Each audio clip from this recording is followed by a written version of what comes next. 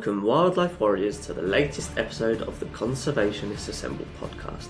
This show collaborates with wildlife advocates worldwide to shed light on conservation challenges. Whether you're a nature expert or new to animal conservation, this is the podcast for you.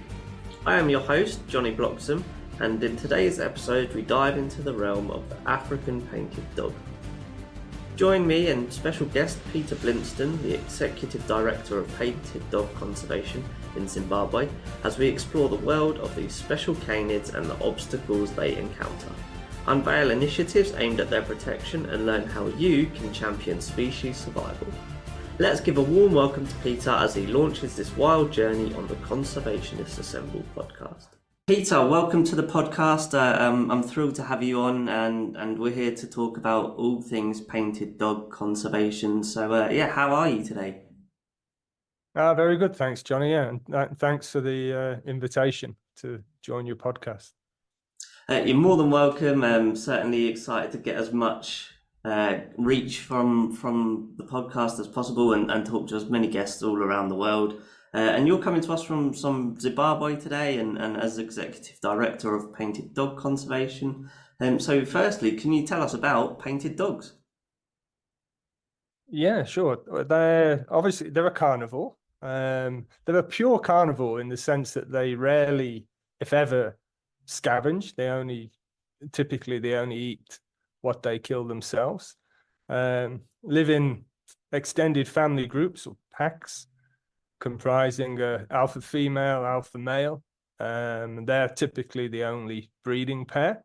And then you'll have a number of adults and then offspring. And those adults are typically their brothers to the male and sisters to the alpha female. And then you'll have different age groups of offspring from that alpha pair.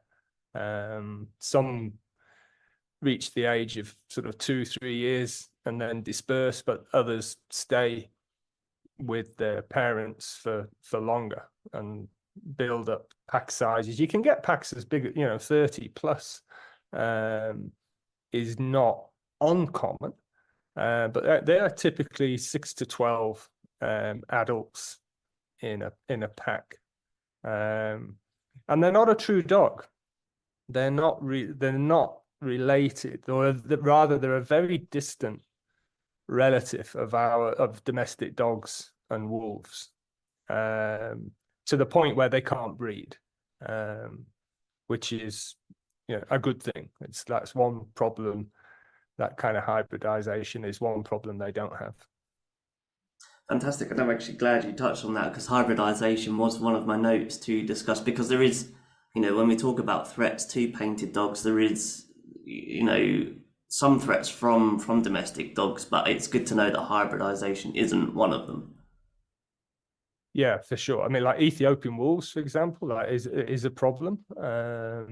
And obviously, wolves, grey wolves, etc., they're very close relative to domestic dogs, so they can breed, and then you get this kind of hybrid. What kind of classification are we looking at for painted dogs in the wild and their population trends? Yeah, they're endangered. They're IUCN red listed as endangered and in decline. What are some of the main threats to them then? The biggest threat is loss of quality habitat, and that's really with the expanding human population. Wildlife areas are shrinking on a daily basis. Then you get snaring. Snares set for bushmeat, and painted dogs are very susceptible to that form of illegal hunting. Disease is an ever-present threat in a lot of populations, and you still get persecution from farmers in some areas. So that's probably the main threats. Okay, so quite a wide range, that even though they're a very well adapted species, it's providing an obstacle for them to certainly overcome. Yeah, and the habitat is a really big issue across Africa.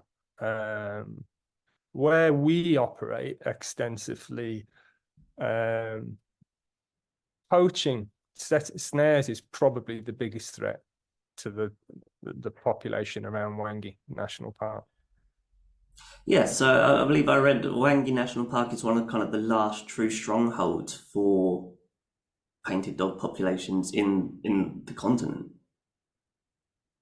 Yeah, it's quite a stable population. Dare we say, growing. Our estimate for the Wangi National Park and surrounds population for last year, 2023, was higher. It was approximately 250 individuals, which is the highest estimate it's had, or we've given it in, well, more than 25 years. So possibly we're bucking the trend of decline across the continent, but certainly it's a stable population in Wangi of 200 or so. But as you can see from that figure, it's still very small. I mean, 200 adult dogs is really not much, not much at all. And I suppose when we talk about kind of poaching and snaring, are they the intended target for the snares? Because sometimes we hear it a lot with a lot of other animals that they're accidental bycatch. Are painted dogs the intended target? No, they're also accidental bycatch. So they're typically your poacher, that illegal hunting activity. They're targeting small to medium-sized antelope. So in our area, that's duiker, bushbuck, impala, even up to kudu. And those are all prey species for painted dogs. So basically, the dogs are hunting for exactly the same species in exactly the same environment. And the wide-ranging nature of the dogs, they can be here today and they can be 5-10 kilometers away tomorrow, means the chances of them encountering a snare is extremely high.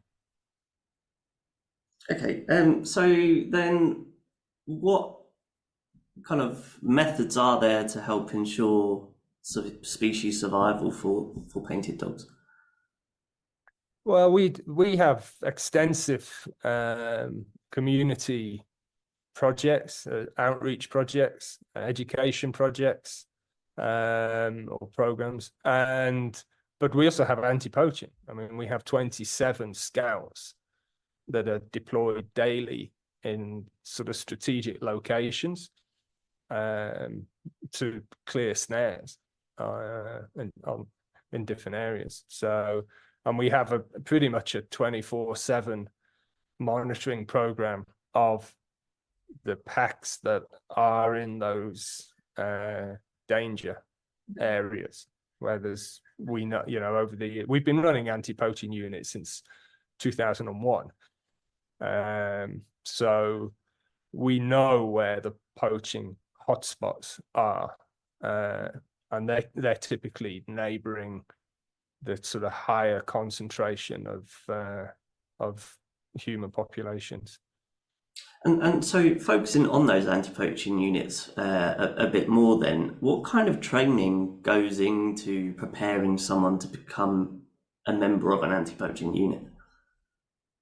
Yeah, I mean, you could say it's sort of it's paramilitary up to a point, but our anti-poaching units, they're not armed.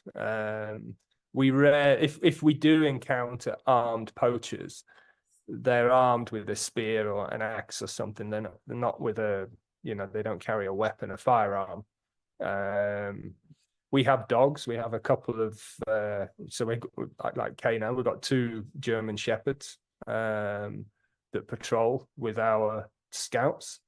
So the dog handling is one aspect of the training, but that's specific to 4 individuals out of the 27. And then it's fitness, it's awareness of bush knowledge, ability to track, follow sign and spoor on the ground, footprints, that kind of thing. Poachers leave sign, they leave indications, leading themselves back to where they set the snares. So it's that kind of training that to recognize, and just it's really a lot of it is on the job training. They become very experienced to where a poacher would set snares in a certain habitat or environment.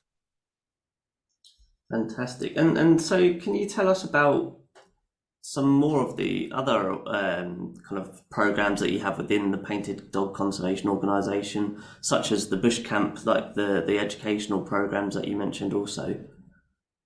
Yes, I mean, we're a multifaceted conservation organisation. We employ more than 70 individuals all from local villages, or pretty much 95% are from the local villages around us.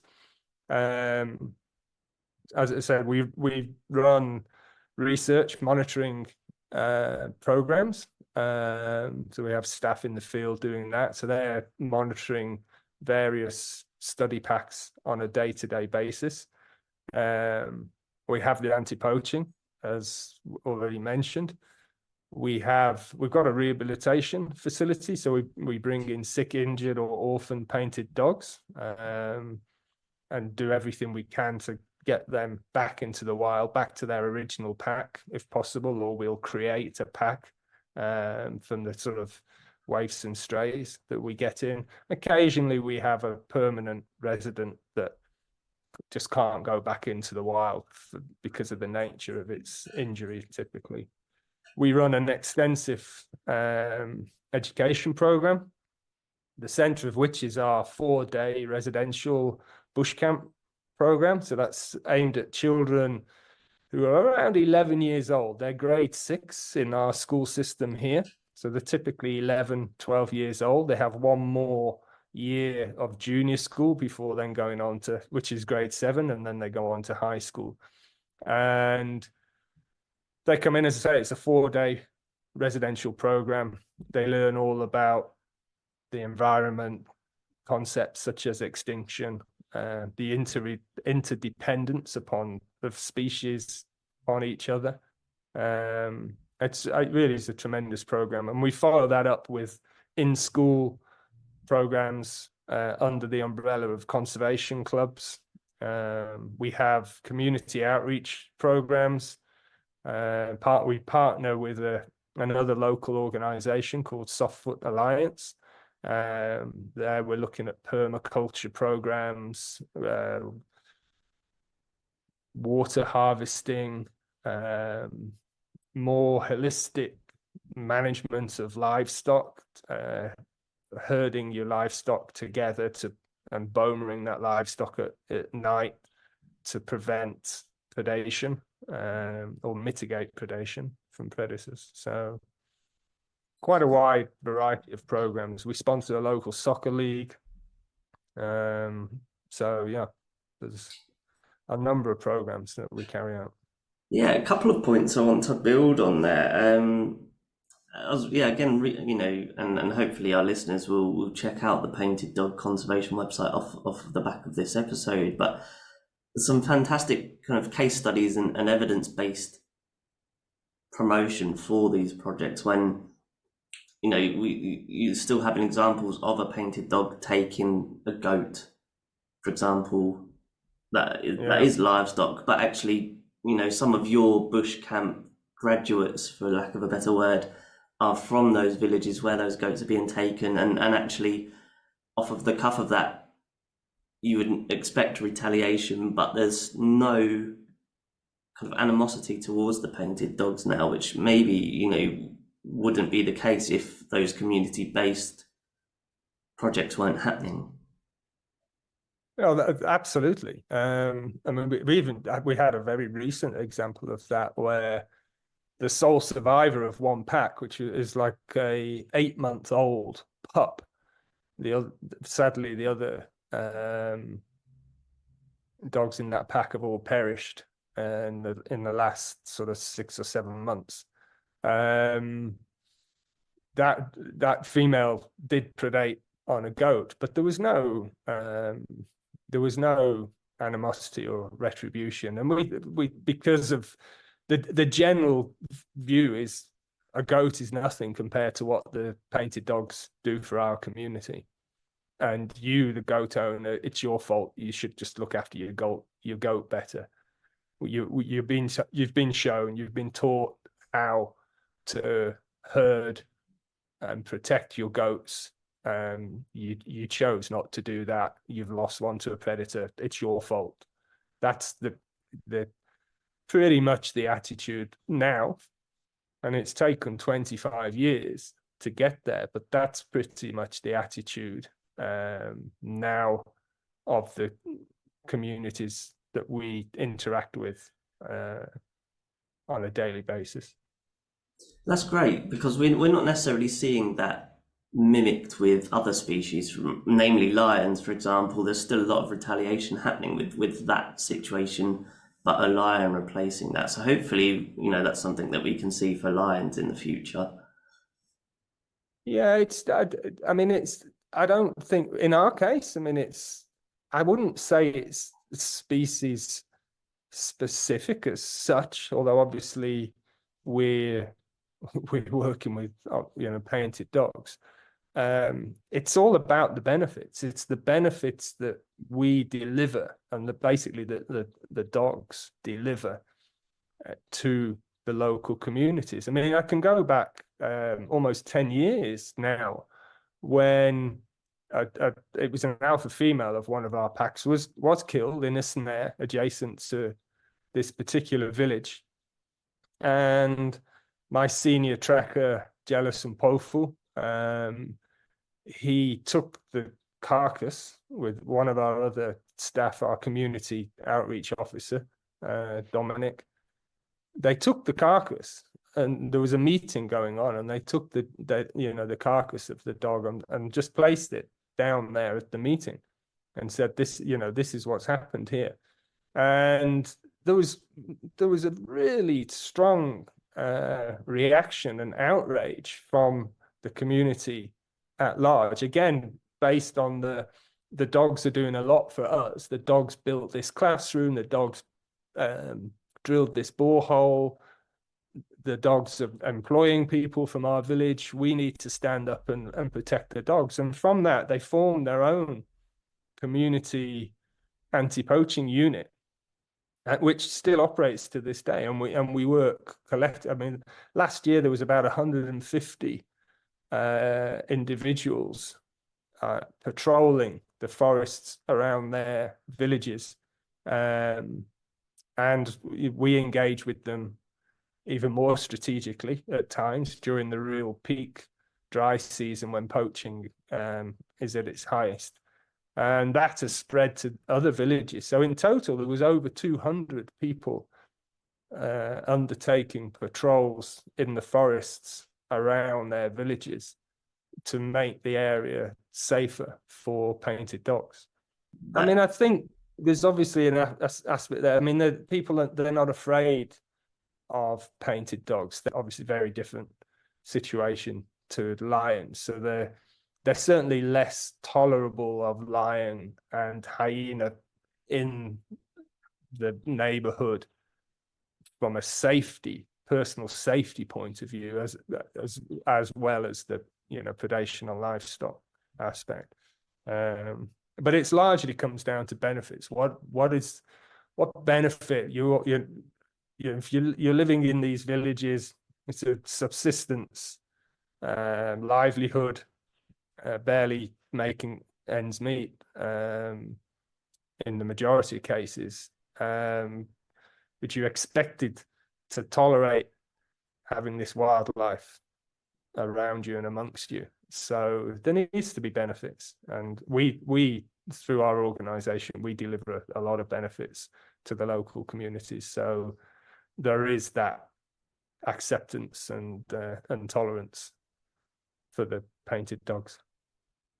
Yeah, put very eloquently.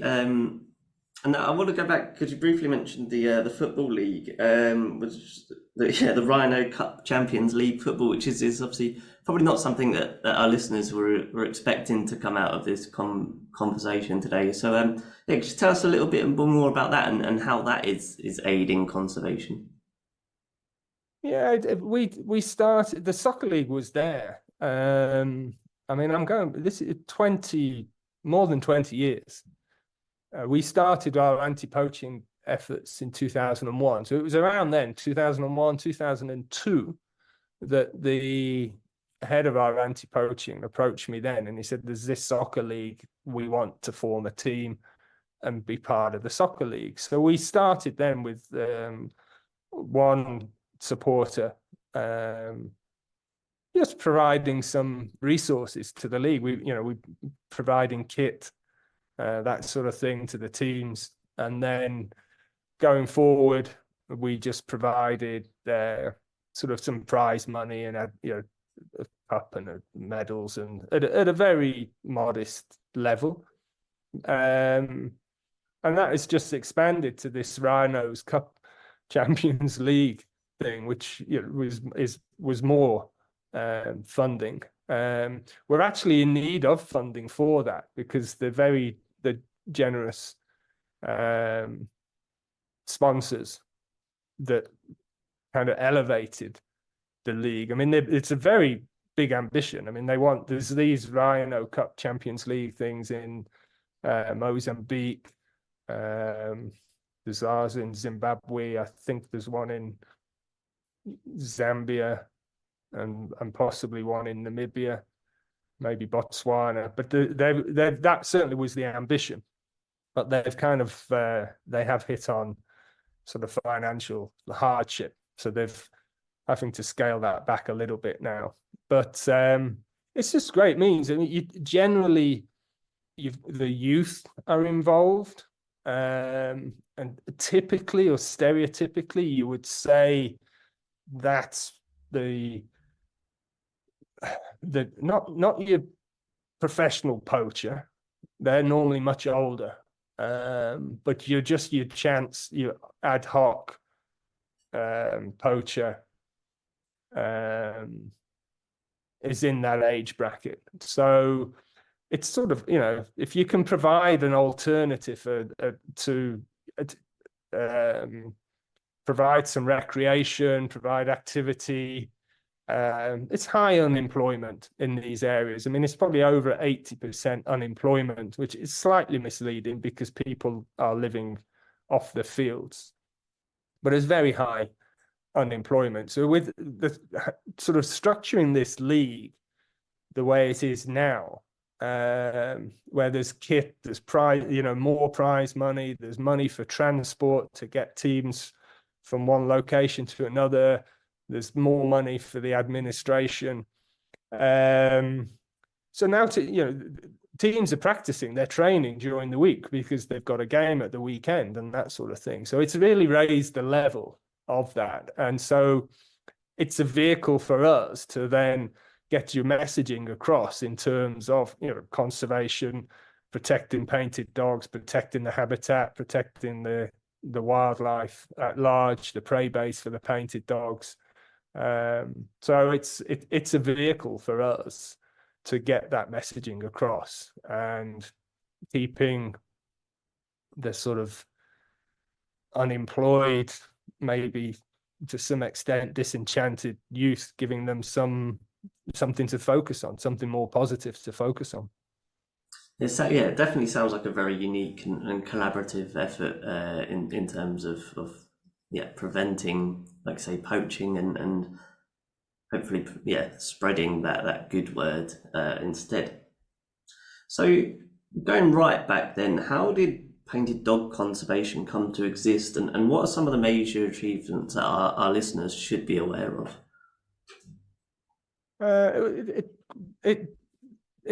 Painted dog conservation, it's sort of the origin of it really was back in the mid 1990s for a research project, somebody's PhD project in Wangi National Park, and it's sort of grown out of that.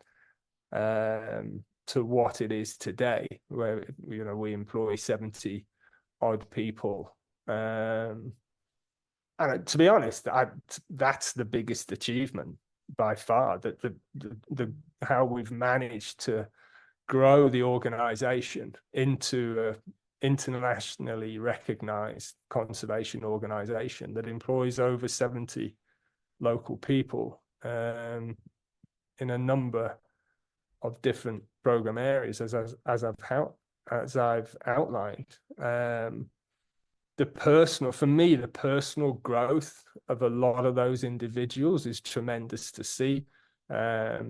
Jealous, I mentioned earlier, Jealous Mpofu, he's just won the Tusk Wildlife Ranger Award for his 25 years of dedicated service. And that's a guy with respect to him, very humble background, working as a casual hand with national parks when we employed him as a tracker. And he didn't, he knew the bush, but he couldn't tell the difference between a hyena footprint and a painted dog footprint when he started. But by now, he's an internationally renowned, and this Prince William presented the award, the Tusk Wildlife Ranger Award. It's a very prestigious award and tremendous recognition for him. And I've got staff like Maria, who was selling baskets on the side of the road to try and make ends meet whilst we were building our facilities and infrastructure. I'd pass her most days, and she'd always stop me and ask me questions and what's going on, but ask me questions about the dogs and wildlife in general. And to the point when things were finished and we started employing people, I was like, we'd best give this lady a job, because she's like super enthusiastic and interested. She's a Disney conservation hero now. She's traveled to the United States, she's traveled to the UK. Her sons are being educated at university level. Both of them actually are doing master's degrees at university now. So those are the things that really, I'd say, are the achievements as such. But any given day, the team are out there monitoring these packs. They frequently pick up snares, the dogs, as we've mentioned, and just that, being able to, I wish I never had to do it, but if just being able to dart that dog and remove the snare is a huge achievement, and it can make the difference between that pack thriving or just falling apart. And on that note, obviously how actively involved you are with snare removal, we should then mention that once that snare removed, that is not the end of the story, because one of the other initiatives now is snare art. So could you tell us a little bit more about that kind of project? Yeah, again, it was it's not there's a lot of craft industry, the carvings, beaded craft work is you find that in one way or the other. You find that across Africa. What we decided to do is with the snares is try and turn something that's deadly into something that's more positive. So we had a lady helped us. She came over from America, a lady called Wendy Blakely, and she came over from America and sort of organized this, what we call Iganyana art. Iganyana is the local Ndebele name for painted dogs, and retrained people that were doing carving, making typical wooden curios, retraining them to work with wire and produce now, animal imagery, whatever you call it, statues, sculptures out of the snare wire, and that continues to this day. Going back to then painted dogs, what actions need to happen to kind of improve the chances of survival for painted dogs? You need there's multiple factors in play. I mean, in Zimbabwe, painted dogs are specially protected by the government, so it's a serious offence if you are caught having killed one. It's mandatory 9 years in jail. There's degrees of that level of protection across different range states. I'd be lying if I knew exactly what it was from country to country, but you need that level of protection, and you need appropriate land management. A lot of national parks are national parks in name only, and they don't have the resources to be managed as they should and managed effectively. So there needs to be more resource into the management of protected areas. And then there needs to be this delivery of benefits to communities that now border these protected areas, which you need massive areas certainly for species like dogs, but all wildlife. You need massive areas. Wangi National Park is 15,000 square kilometers. I mean, that's probably the size of Dorset, Hampshire, and maybe some other county as well combined. I'm not sure, but it's of that scale, and it's not fenced.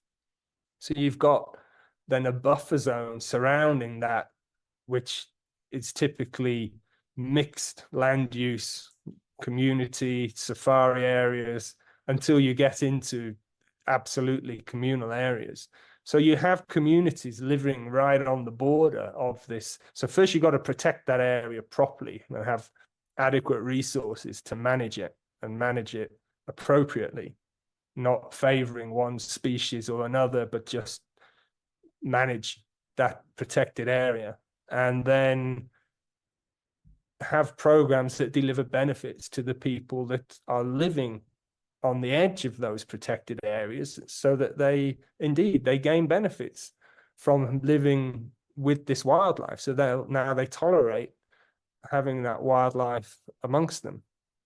And then there's a reasonably bright, if you can put all those sort of pieces of the puzzle together, there's a reasonably bright future for all wildlife, not just painted dogs. Where do you see your donations coming from, and what kind of resources or work do those donations fund? Well, in our case, the majority of our donations come from individuals, but we have some majors like Tusk and David Shepherd Wildlife Foundation are our two major UK-based charities, and they've both been supporting us for over 25 years. Tremendous level of support from them, both not only financially, but just in terms of general support and morale boosting, and always there when you need them, kind of thing. Because it's life on the front line of conservation is pretty tough. There's a lot of tough days for sure, but and then we largely, as I said, largely from individuals in our case,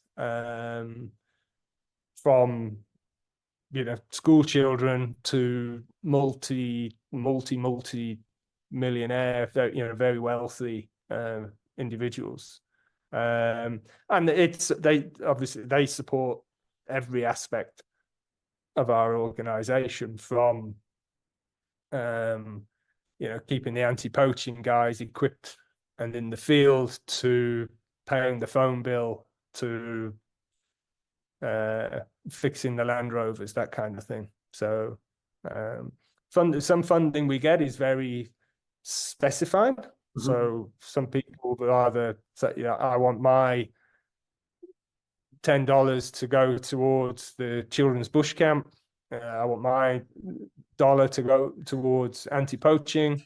Others will just give a donation, and it's use this where you see fit. So, and you need both. Nobody really likes to pay the phone bill, the electricity bill, and everything, but they're all important aspects. You cannot run an organization this scale of ours without that level of, obviously office and infrastructure, and you need money to buy ink for the printer and so forth. So it's always good to have a mixture of that unspecified and specified funding, and we're fortunate that we have that. And we've had, as I said, with David Shepherd and Tusk, certainly the longest, but we've had individuals that have been supporting us as well for more than 20 years. So we're quite privileged in that regard. We get some funding. We get about $50,000 a year from zoos worldwide. If you exclude Disney, we Disney of their conservation fund, which is actually, it's raised through all of their activities at Disney World, not only the wildlife area, but all the outlets. Zoos have I grew up in England. I would go into zoos. Zoos have a huge role to play in, certainly that education and awareness role is massive. Breeding animals, I've heard it in different places that should remain nameless, that, we're breeding them to release, to just in case you have to repopulate in the wild dog. I can say specifically painted dogs. And I'm like, that's just never going to happen. That's like, you're spinning a line there that is far from the truth. But the role in terms of raising awareness and educating people is huge. Because at the end, how many people go to zoos worldwide compared to how many people travel to Zimbabwe, Kenya, whatever? It's they're off the scale. So there's a huge role to play in that regard. The exhibits, some I know, I won't name them, but I could name them, that they should be they shouldn't be shut down, but their collection should be changed completely, because they've got animals in totally unsuitable exhibits for that species. But there's for every bad one, there's probably 100 superb ones. Yeah, so, it's always going to be a very political one, isn't it? As well, isn't and it's something that's difficult to navigate. Advocate. I'm an advocate for zoos. The role that they play in educating people, as I say, and just the role they played in my life. Even that. Fine. In my day, there wasn't as much as much as I watched the documentary about the dogs on TV. There wasn't as much on TV as there is now, in terms of wildlife documentaries. But there's still, going to the zoo and being able to see and smell and hear for real that animal is a very different experience. So as long as the exhibits are good, which on the whole they are, the vast majority are. The animals are really well cared for and looked after and everything, which on the whole, again, absolutely they are. And then, then supporting in situ conservation, and it's the level of support then. You can, again, I won't name names, but we'll get $400 from a zoo that then has huge publicity, information and stuff, so about they're supporting painted dog conservation. And then there's all about our programs and this, that, and the other, but they give us $500, and I'm like, there's nothing I can say. But I'm like, you kind of claiming, you're giving the impression that your support is way more significant than it is. Yeah. But at least what I look at then is it's not so much the support, it's the awareness now of how they've got stuff all over their websites, links to our website, social media, and everything like that. So who knows what we may get other financial support from individuals because of that, and you would never necessarily know unless they said so. So no, it's like you say, it's quite a political debate, but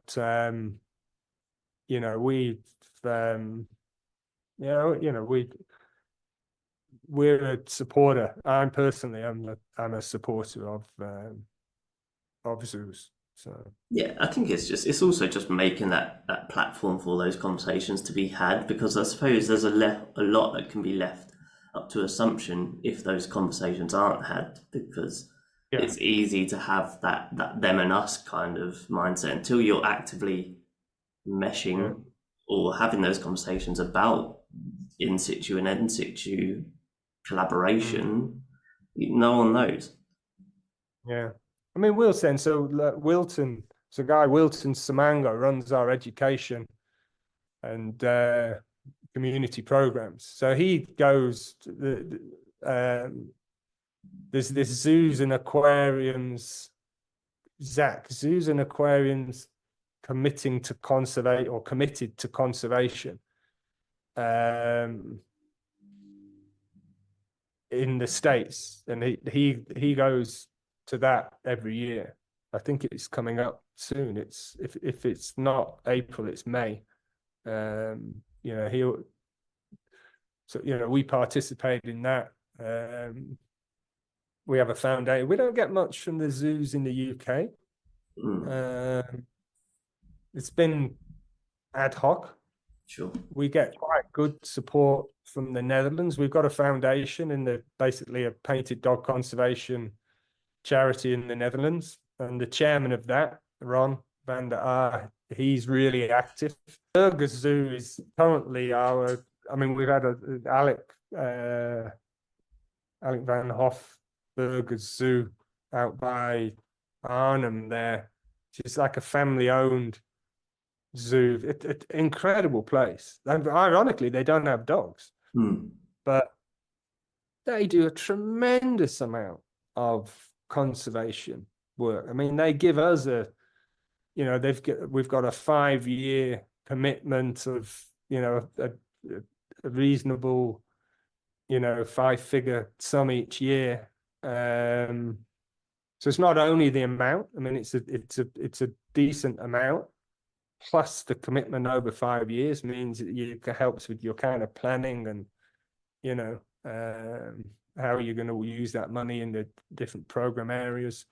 But it's not only us. I mean, he does a lot. They've got an incredible mangrove exhibit. It's just absolutely stunning. And they do a lot in Latin America. So they're tremendous, tremendous example of that ex and in situ partnership. Tremendous exhibits. Yeah. Fantastic. Yeah, I think there's a shift happening. It's slow as as everything is in conservation, unfortunately. But yeah, certainly the standards are getting better, and like I said, it's a shame that there's so many endangered species and so many fantastic organisations that need funding. So Peter, thank you for giving us an insight into painted dogs and painted dog conservation. We're now going to switch track and we're going to focus on you for a little bit and just learn a little bit about you. So I guess firstly is what do painted dogs mean to you personally? That's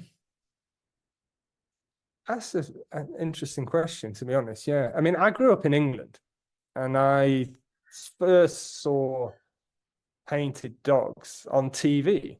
I was about 8 years old, and I watched this documentary called Solo, which was filmed by Jane Goodall and her husband then, Hugo van Loick, who was a Dutch cinematographer. And it told a story about this one individual little puppy in the Serengeti in Tanzania. There's a book of the same name, and if you rummage around, you can still get copies of that book, and you can get copies of the documentary. So I was captivated. I don't know if I had an interest in wildlife before that, which is why I watched the documentary, or watching the documentary sparked the interest in wildlife, but certainly in dogs, painted dogs. And so they've always had for many years. I've had an affinity and an affection for them. To me, they are the proverbial underdog. They're not. If people, your general public, talk about Africa and wildlife, they're going to talk about elephants and lions and giraffe and zebra, rhino. Painted dogs only start to come into the conversation if people see them on safari and are then repeat safari goers. They're not, I'm going to, it's a bucket list thing to go on safari and they tick that box and they never go again. But repeat safari goers who have seen the dogs really always want to see them, because there's so in a effective functioning pack of 6 to 12 or more individuals, there's so much happening. I mean, other than during the heat of the day when they're just resting, the social structure, the interaction between the individuals, and that's even before you throw pups into the equation, which pups are pups and they just never stop playing and rough and tumble and everything. And the feature of the dogs where they really do care for each other. They look after the sick, the injured, the old. There's this collective parenting of the pups, feeding the pups, protecting them. There's a lot we can learn from the dogs. Their societies, in many ways, is a lot better than ours. And so then, from watching that documentary as an 8-year-old, what was your journey into, packing your bags and hopping on a plane to Zimbabwe? Um, yeah, I certainly didn't follow what might be considered the traditional route, which like through academia sort of thing. I'm not a scientist. I've got management background and experience, but I've more than that. I've just got passion, driving passion and determination. And what ultimately led me out to Zimbabwe was probably a midlife crisis, to be honest, and just sick and tired of a pretty mundane life in England. I've traveled a lot. I've been to Africa. I've been fortunate to do many safaris. Didn't see dogs as much as I wanted to on those safaris. Did some volunteer work for different organizations and ended up reading an article in a magazine about a guy called Greg Rasmussen, who was then working on the painted dogs in Wangi. It was just him basically, and contacted David Shepherd Foundation and spoke to Mel Shepherd, and Mel Shepherd just encouraged me to get involved, do something, volunteer, which is basically what I did. And she's been a constant support and encourager and for close to 30 years. And that's what I did. So I just was like, okay, look, I'll come out and help you. I'll try and make a difference. And I went out for 6 months. Actually, I went out for a couple of weeks initially, and then went out just to see what was going on. And then I'm like, okay, I can come out for 6 months, and there's a few things I'll be able to do from a management point of view to put some structure and shape into place. And that was coming up to 26 years ago. So I'm still here. 6 months turned into 26 years. And so you got your feet on the ground, you got yourself established and was like, right, yeah, I'm staying. What was one of your first experiences with painted dogs in the field? We're jealous. One of the packs that for us are sort of iconic individual we called I Spot. And his brother was the alpha male. And with the alpha female, his brother we called Arrow, and his alpha female was Crescent.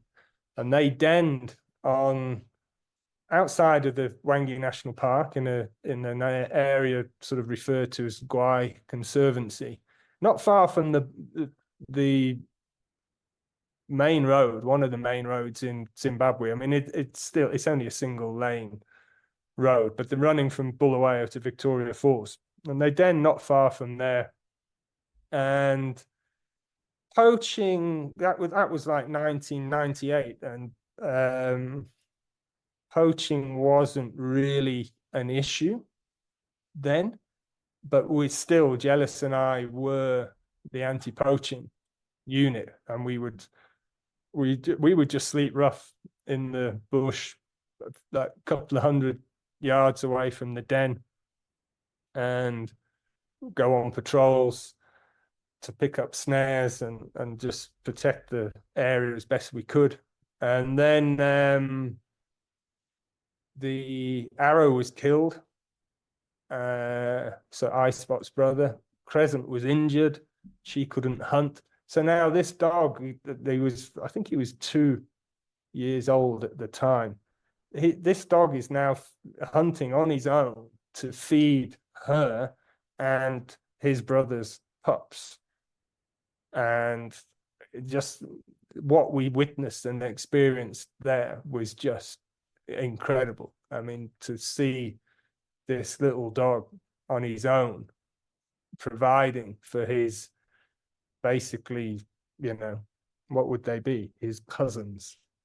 and he's so to speak, was just incredible.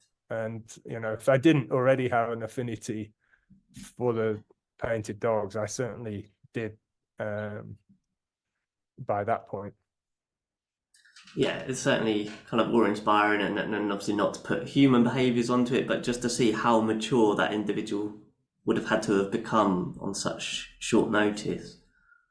Yeah, incredible. And it was just astonishing to see his efforts on a daily basis. To keep, and he succeeded basically. And no sooner had she left, she was sort of joining to hunt. She got injured herself, and then couldn't help anymore. So he had to just continue on his own for a couple of months of providing for all of them. So yeah, it was quite special. It was a very emotional time, that's for sure. So yeah, on the flip side of that, because you mentioned earlier as well how obviously on the front lines, a lot of the days are very tough. So do you have any kind of fun stories or light-hearted stories from your time around painted dogs as well? Yeah, probably if I sit and chat with Jealous, but no, there's lots of good days. I mean, just being with the dogs, especially again a healthy, thriving pack. There's so many good days where you're with them and just enjoy being with them, observing them. But the good days are really often come as a result of a successful intervention, like removing a snare or something like that, where you're under immense pressure and you can see the suffering of the individual, because these snares are brutal. I mean, and some of the injuries that they cause, it's like the dogs their throats have been cut by a knife, like a sharp knife, but it hasn't. It's been cut by basically a blunt instrument of just a piece of wire, to a couple of millimeters in diameter. So we've certainly had some. We've had some.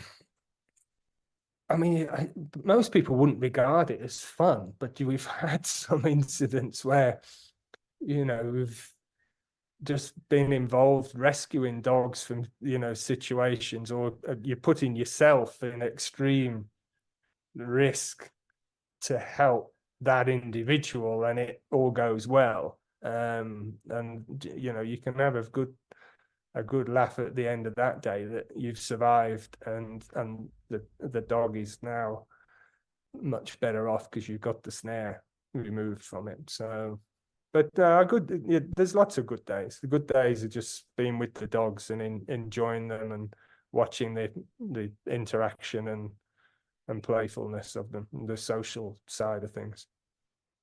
I can tell, yeah, you get a real enjoyment around being with the dogs. So what advice would you give to someone who maybe they're in a similar position to you? They're not necessarily from Africa, but they want to get involved with conservation. Yeah, it's just, I mean, I do get a lot of requests, and it's hard. It's really hard. I mean, for us, our priority is creating opportunity for people from the local villages. My personal situation doesn't really exist nowadays. But to me, it's about focus and being determined. I was determined. As I say, I was leading a pretty mundane life in the UK. But okay, I would, I wasn't. I was comfortably off. I wasn't wealthy or anything like that, but I was okay. And that just determined to do something that mattered, that made a difference, and being focused on that. I think that's what's really important. And the path to where you want to be is may not be the what you think. But certainly if people, it's more likely, if people want to work in conservation, they're more likely to achieve that following a more traditional, not doing something, not having a midlife crisis like me and just selling your apartment and packing your bag and getting on a plane, but following a more structured academic path. And there's a to me, there seems to be much more opportunity in that regard now in terms of study, of academic study towards conservation. And start at home. Start in your there's a lot of serious conservation issues in the UK. Start at home, get involved with local organizations, get involved with Tusk and David Shepherd Foundation, those kind of organizations, and many more besides. So yeah, very true. Like say, the UK certainly is a nature depleted area of the planet, probably one of more so. So yeah, it'd be interesting to see how getting involved with UK conservation could be a foundation for then spreading your wings and getting involved in more further afield conservation efforts. Just going to finish on some quick fire questions, just fun, light-hearted ones. So are there any dream species that you'd love to see in the wild? Oh yeah, wolves, definitely. Tigers, polar bears, grizzly bears. Those kind of, probably, I don't know, it'd be hard to pick between tigers and wolves as which I would want to see the most. But yeah.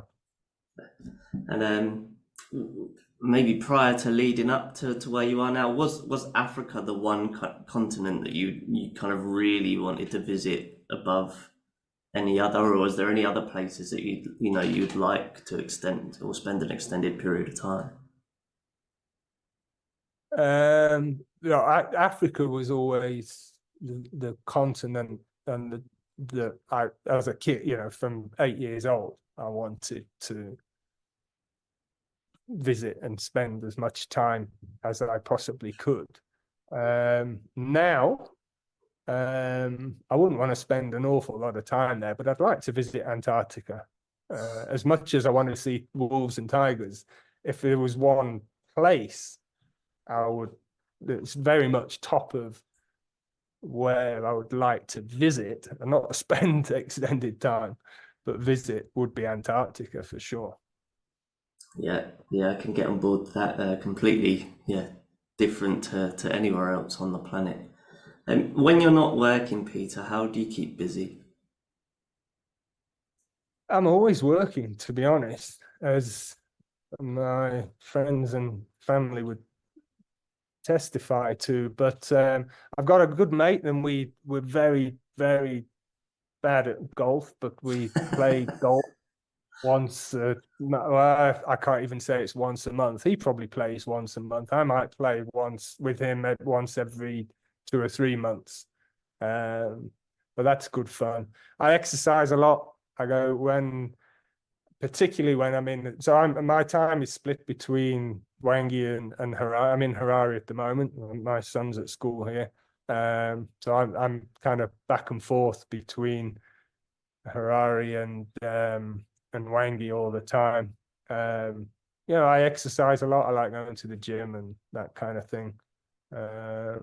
So yeah, I love cricket as well. So I suppose that's mainly watching it on TV, I guess. But we do have some cricket matches here, and I know I'm privileged to know a few of the Zimbabwe cricket team, and some of the staff associated with it. So that's good fun.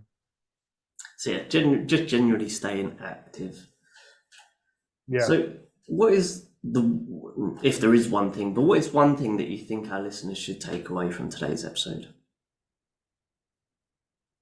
The conservation is a very challenging industry, from many factors. It's under-resourced in general. If you look at, as much as there's hundreds of millions of dollars spent on conservation, it's actually a tiny, tiny, tiny fraction of funding that goes in, compared to medical, compared to religion, compared to education, in terms of like donor funding, for example. The amount that goes into religion, education, medical is like just off the scale compared to what goes into conservation. I mentioned before, a lot of these, particularly across Africa, a lot of protected areas are protected in name only. They're under-resourced. So conservation, really, that awareness and the need for more support is high. Although the situation is quite dire in terms of this loss of quality habitat and species populations, not just painted dogs, being in decline. And once they're gone, they're gone. They're gone forever. There's that expression, isn't there? Extinction is forever. So that awareness, people need to be aware that it's challenging. It's a challenging environment. It's a challenging industry, and needs as much support as is possible. And then lastly, then, how can our listeners keep up to date with the work of Painted Dog Conservation? Yeah, our website, we and our social medias, we do all of that. I don't, thankfully. I have someone else, but we do all of that. Facebook and Instagram and whatever those other social media outlets, and we have a quarterly newsletter which is emailed out, so people can subscribe to that. You can go onto our website, painteddog.org, and subscribe to the newsletter that way, or the newsletter's posted on our website anyway. So yeah, we're quite easy to keep in touch with. Wangi, Zimbabwe as a whole is a tremendous destination. Come and visit. It's a very safe country. There's great safari infrastructure. Victoria Falls, Wangi, the Mana Pools areas, the Lowveld, Gonarozo. There's some just tremendous wildlife areas in Zimbabwe, and it's very safe to travel around. Good infrastructure to get from one place to the other. So yeah, come and visit, but it's not cheap, I would say that. So it's a long way for a lot of people from the UK. Certainly it's quite a journey, but it's well worth it. A perfect note to end up on there. So Peter, a massive shout out to you for gracing the podcast with your knowledge and your passion on painted dogs. We'll be sure to keep up to date on all of the developments with painted dog and painted dog conservation. So yeah, thank you for your time today. No, it's a pleasure. Thanks for the opportunity, and I look forward to listening to other podcasts from other people. Once again, thank you for tuning in today. If the painted dog discussion caught your interest, show your support by liking, sharing and reviewing the podcast. Help us expand our wildlife community and create more exciting episodes for you. Feel free to send in your questions, suggest species for future highlights, or share your painted dog photos and videos. Connect with us on Instagram or via email at conservationists@outlook.com. I'm Johnny Bloxham, your host, signing off another thrilling episode of the Conservationists Assembled podcast. Until next time.